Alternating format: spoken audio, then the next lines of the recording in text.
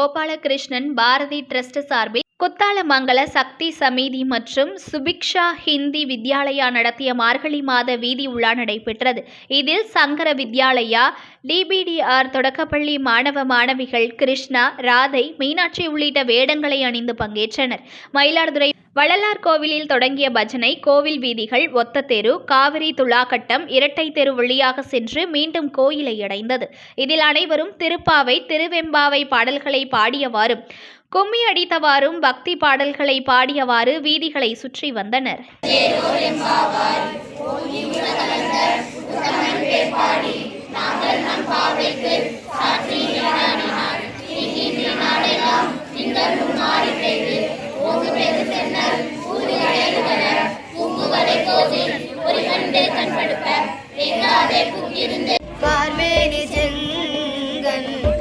மதியம் போல் முகத்தான் நாராயணனே நமக்கே பாரோர் புகழ படிந்தயோரம்பாவாய்.